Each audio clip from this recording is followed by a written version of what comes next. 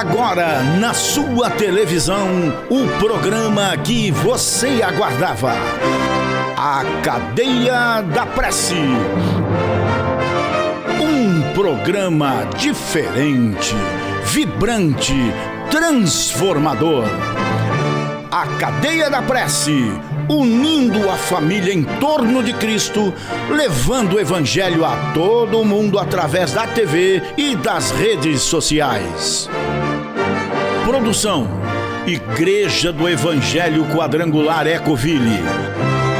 Apresentação: Rogério Amorim, o seu pastor da televisão. A Cadeia da Prece, Jesus mais perto de você.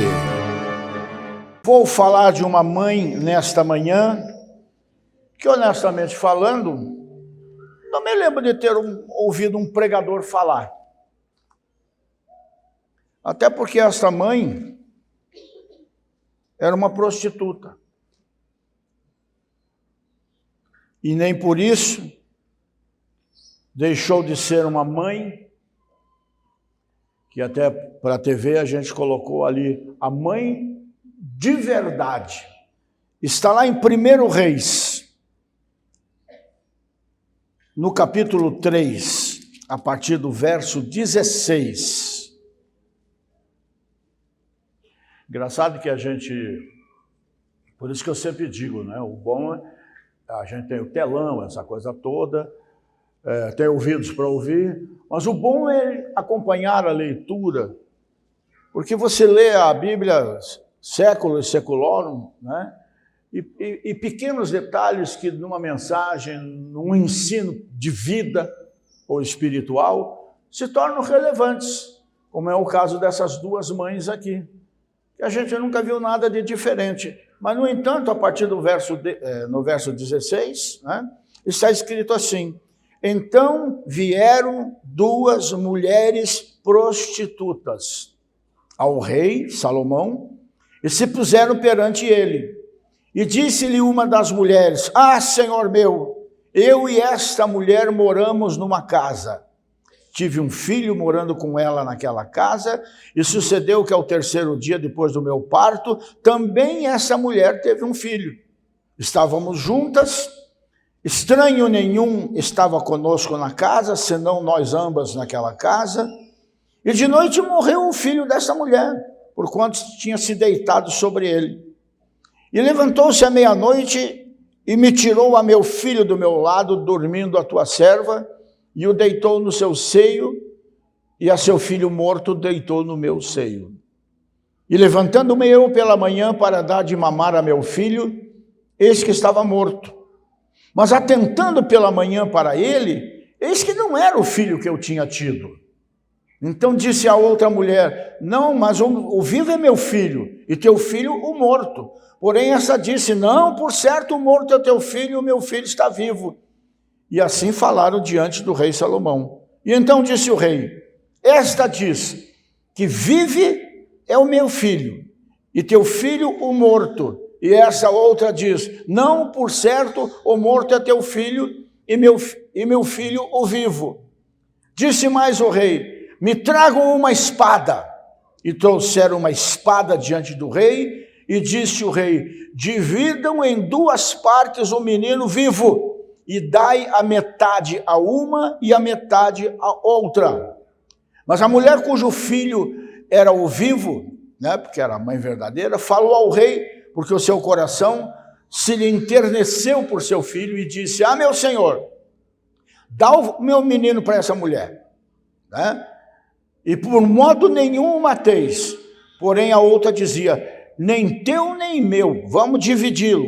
Então respondeu o rei e disse: dai a esta o menino vivo, e de maneira nenhuma o mateis, porque esta é a sua mãe.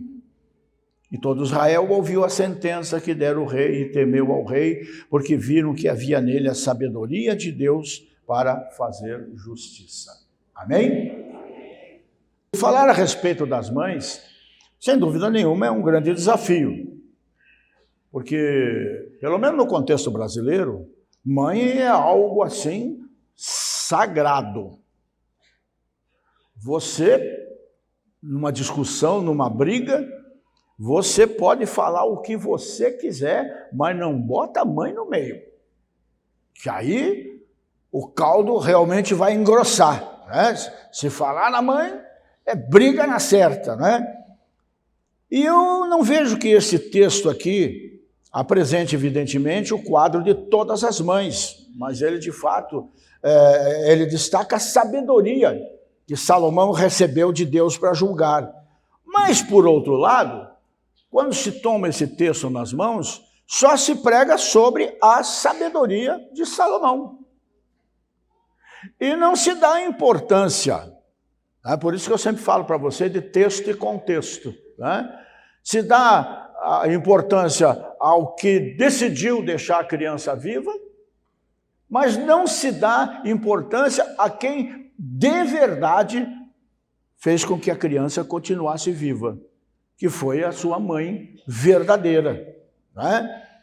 E na leitura do texto que nós fizemos, certamente deu para perceber que nele aparecem duas mães, uma falsa, uma verdadeira, ambas prostitutas, o que significa dizer que não existe filho ilegítimo. Não existe filho ilegítimo. Vocês estão me vendo aqui? Amém? Como é que alguém pode dizer que eu seja ilegítimo? Vamos supor que eu não conhecesse meu pai. Mas eu estou aqui.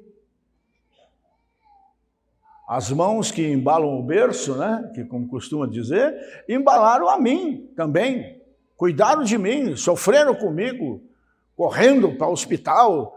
Naquele tempo existia uma doença feroz chamada Krupp, né, que travava aqui e as crianças morriam facilmente, né?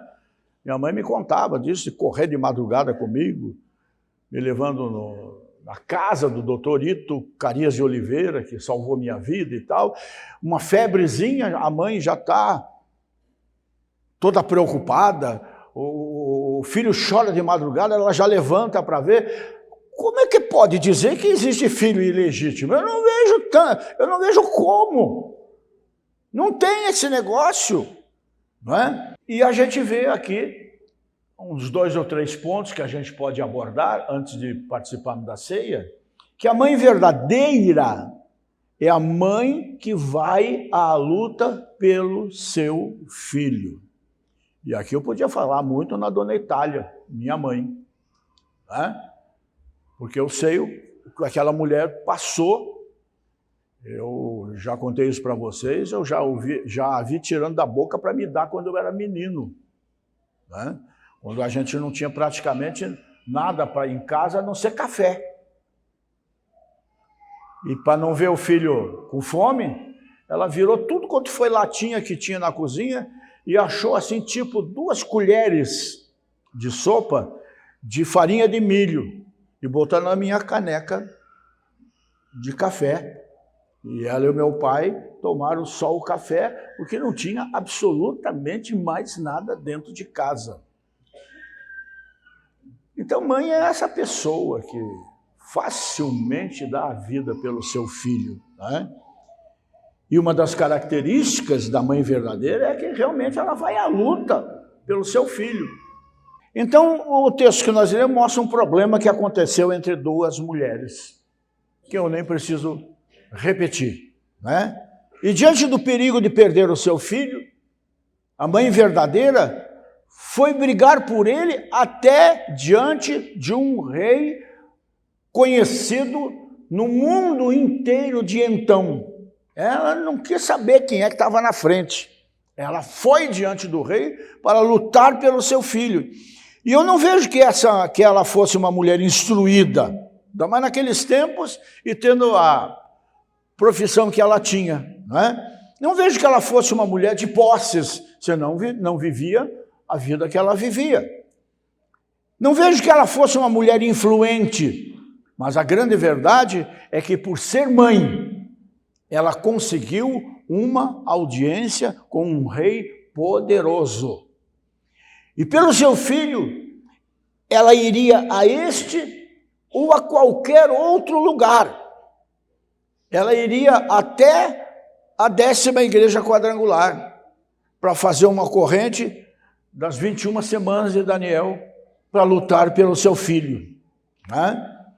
Esses dias eu vi na televisão, se bem que eles exploram, né, essas sofredoras, né?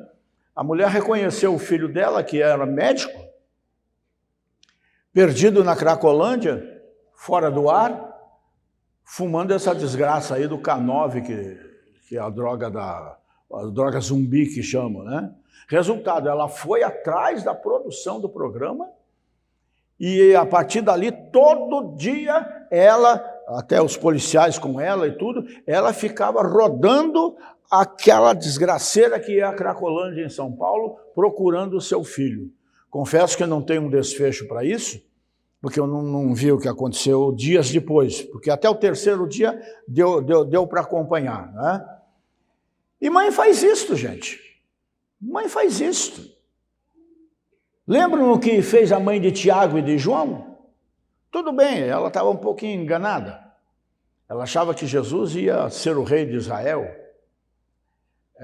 em termos físicos, né? Então procurou Jesus sem a menor cerimônia e pediu o primeiro lugar para os seus filhos. Ó Senhor, já que tu vais assumir o reino, bota um filho meu como ministro da fazenda e outro como ministro da segurança. Mais ou menos assim, né? Ela não entendeu bem, né? Até Jesus disse uma palavra para ela que se cumpriu logo depois que ele partiu, quando Tiago foi morto à espada, né? Mas eu vejo aqui que é a mãe de um filho que, apesar da sua situação, era muito amado. É quase certo que ela não sabia nem quem era o pai, mas ela sabia quem era o filho. Tinha certeza disso, né? E hoje é dia de você parar e pensar nisso.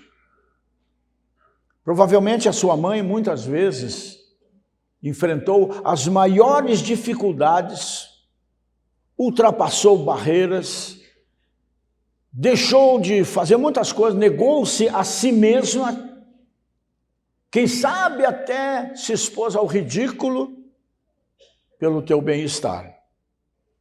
E hoje é dia de, não querendo dramatizar, nós valorizarmos, nós orarmos, nós homenagearmos, né?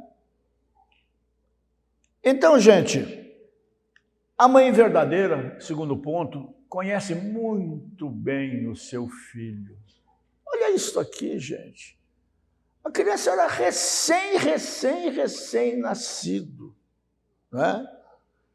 Eu vejo que é a mãe verdadeira quem conta ao rei o que havia acontecido. E a falsa mãe tenta enganá-la como se fosse impossível enganar a mãe verdadeira numa situação extrema como esta aqui. Afinal, a mãe falsa deve ter pensado, recém-nascidos são quase todos iguais, todos eles têm cara de joelho. Não é? Como é que a gente diz? Para quem não é a mãe, isso pode ser verdade, mas para a mãe verdadeira, não. Já houve muitas trocas em maternidade, que tanto um lado quanto o outro sempre viveram desconfiados e depois, mais tarde, dá um drama familiar enorme, né? Já jovens, adolescentes, aí descobrem a coisa. Falta de atenção. Eu vejo nesses documentários, que vocês também veem, né?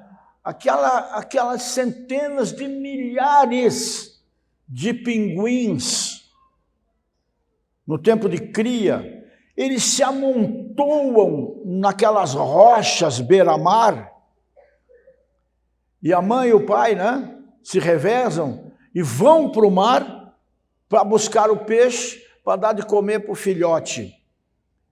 E no meio daquela muvuca sem tamanho, tudo igual aos benditos dos pinguins, tudo corintiano, né? Verde, que verde, é nada, branco e preto, né? A mãe reconhece no meio daquele barulhão, o barulhinho, o guincho, seja lá como chame isso, do pinguim, e ela vai direto para levar comida, como os leões marinhos, como tantos animais. Mãe é mãe. E acabou, né? E a mulher da história, a mãe verdadeira, enquanto estava escuro, o texto diz, foi enganada, mas assim que o dia clareou, ela já viu, tem coisa errada aí. O meu filho tinha uma coisinha aqui, tinha uma coisinha ali, tinha um fiozinho de cabelo ali, ou qualquer coisa parecida assim. E ele, o bebê, só tinha, pelo que eu li aqui, 3 dias incompletos de vida.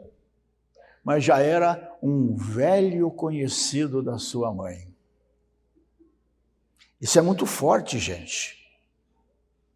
A mãe verdadeira conhece o seu filho, e não apenas no aspecto físico. Uma coisa que se perdeu na humanidade, né?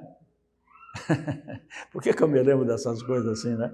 Eu lembro o pastor Eduardo, fomos aqui, eu não sei se é 3 Barras, aqui indo para São Paulo, um lugarzinho pequeno, uma cidadinha pequena. Nós tínhamos um pastor muito simples lá e tudo mais, né? E o pastor Eduardo, então, falando para o casal, pois faz assim, faz assado, assim e tal, instruindo como melhorar a igreja, tocar a igreja e tudo mais, e se atreveu a dizer para ele, e o senhor pastor, toma um banhozinho, né? Toma um banho, porque o homem estava, né? Quando o pastor Eduardo disse para o pastor que ele precisava tomar banho, a mulher disse, ah não, pastor, eu gosto do cheirinho do meu nego.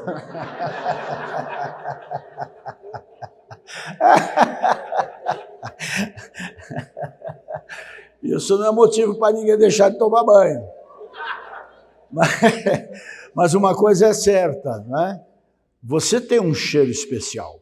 Cada um de nós tem um cheiro que o perfume esculhambou com tudo, né? Até na sensualidade. Esculhambou com tudo. Todo mundo tem o seu cheiro, né? Então, se vivêssemos como antigamente, como essa mulher aqui, conhece o filho pelo cheiro, gente, né? Não conhece o filho apenas no aspecto físico. Ela sabe quando o filho está bem e se alegra com isso, né? Quando você está mal e se entristece com isso. Ela conhece você como ninguém. Nem tente enganar tua mãe.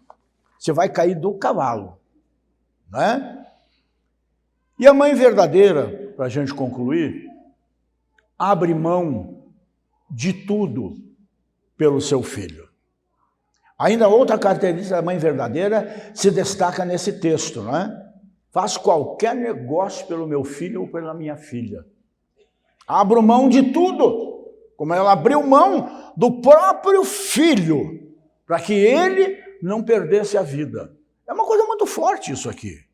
Se a gente parar para pensar e meditar, é uma coisa realmente muito forte. Essa mulher não tinha bens, como eu disse, era uma coitada de uma mulher que o pessoal chama de vida fácil, mas que é uma vida muito difícil, né? Mas seu filho era a sua riqueza. Seu filho era o seu bem maior. Seu filho, provavelmente depois disso aqui tudo, de alguma maneira, essa mulher tem que ter mudado de vida. Porque se ela valorizava o filho como ela valorizou, certamente ela ia querer valorizar mais a vida dele agora, se tornando uma mulher, enfim, de vida não fácil, né? Quando ela percebeu que o seu filho corria perigo, nem vacilou, né? Até abriu mão dele. E veja como aconteceu. O rei havia dado uma sentença parcial, né?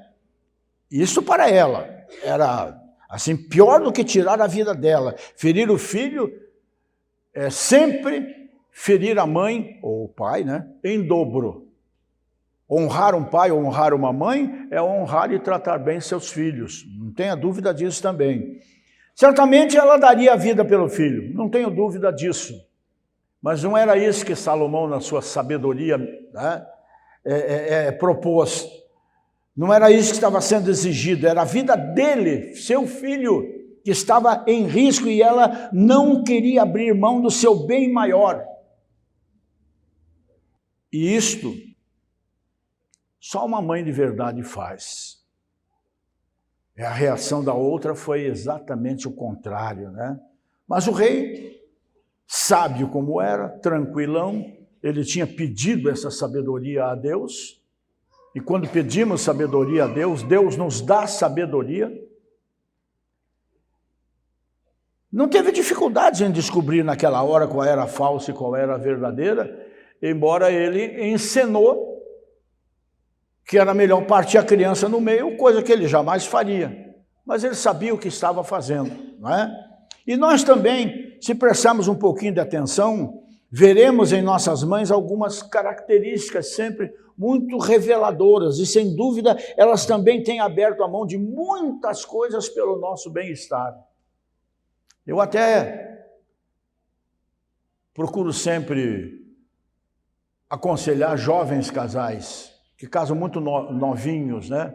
Aguenta um tempo, espera uns 5 anos, porque quando o filho vem, meu filho, acabou a liberdade, acabou o sossego, né? Em muitos casos, acaba até a relação, porque o pequenininho vira ídolo, o marido é esquecido, e o casamento vai para o brejo, né? Então sempre é bom estar um pouquinho mais maduro até começar. Eu estou falando isso, mas eu e a Marilza não fizemos isso, né? Em 7 anos tivemos 4 filhos. Né? Quando o Rodrigo nasceu, a Paula ainda não tinha 1 ano. É que naquele tempo tomava umas pílulas bandidas aí, essas anticoncepcionais, que não eram esses de hoje. E a Marilza tinha problemas de alergia, né? Ficava que era uma desgraceira, né? Pois é, e daí? Fazer o quê? Eu não ficava, né?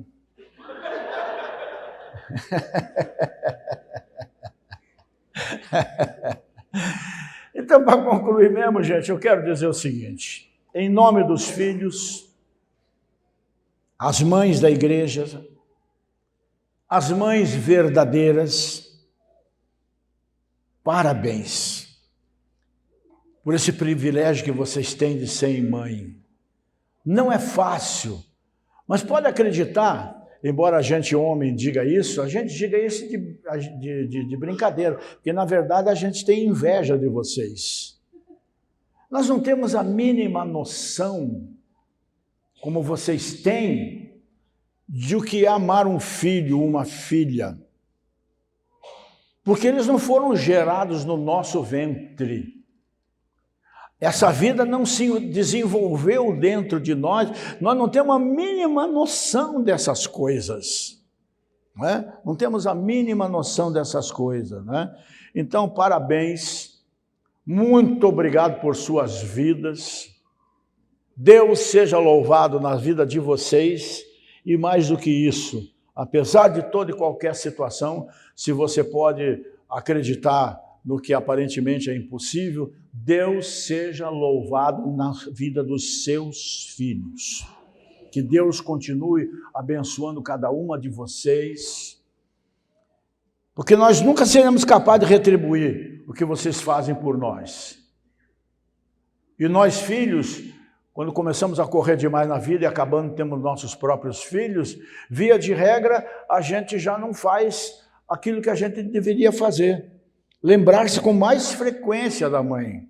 No mínimo, como eu conheço gente aí, tenho amigos aí já de idade, que todo santo dia ligam para as mães. Não dá para ir? Liga. E aí, mãe, tudo bem?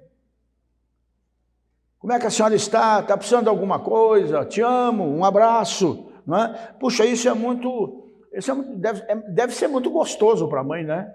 Se a gente, como homem, fizerem isso com a gente se emociona, imagina então uma mãe. E aos filhos, que somos todos nós, tem alguém aqui que não é filho? Engraçado. Maioria absoluta, né? Aos filhos que somos todos, quero dizer, lembrem-se que a mãe verdadeira é uma heroína anônima. Você nunca vai saber o que a tua mãe passou física e emocionalmente por tua causa. Desde o momento de entrar na sala de cirurgia, ou para o parto, ou para um parto cesariana, vocês não sabem. Vocês não sabem o que a mãe de vocês passou por vocês e jamais vão saber. Lembrem-se que a mãe verdadeira é sempre uma heroína anônima, que faz as coisas sem que você perceba. Quando você chega, já está pronto. A mãe verdadeira é a mãe que luta, que sofre, que se dá pelos seus filhos. Ela está sempre pronta para tomar o lugar dos filhos na dor e para dar o lugar dela a eles nos momentos de glórias. Por isso, ela merece reconhecimento e carinho. Vamos aplaudir essas mães? Recebam a gratidão dos seus filhos, porque as mães que estão aqui nessa manhã também são filhas. Amém? Deus seja louvado na vida de vocês. E digo mais, a Igreja de Cristo não seria o que é se não fossem as mulheres. Porque via de regra, você veja, hoje nós temos aqui quase 500 mães, né? Nosso ministério, o Ministério Quadrangular, tão criticado, combatido e tudo mais, hoje o número de mulheres no ministério já passou, ainda que pouquinho, mas já passou de homens. Muitas igrejas não aceitam, igrejas famosas aí, que são todas cheias de nome-toque, não aceitam que uma mulher pregue o evangelho. Até hoje, 2023. Não sabe o que estão perdendo. Suas igrejas poderiam ser muito maiores. Então, as mães da igreja, a nossa oração, o nosso abraço, o nosso carinho, o nosso reconhecimento. Aquelas mães que trabalham conosco aqui, porque essa igreja não fecha nunca, né? Está aberta todo santo dia, de manhã à noite. A hora que você chega aqui parece que tem culto durante o dia, né? E isso tudo nós devemos a muitas mães que vêm dar do seu tempo para a Igreja de Cristo. A Cadeia da Prece, Jesus mais perto de você.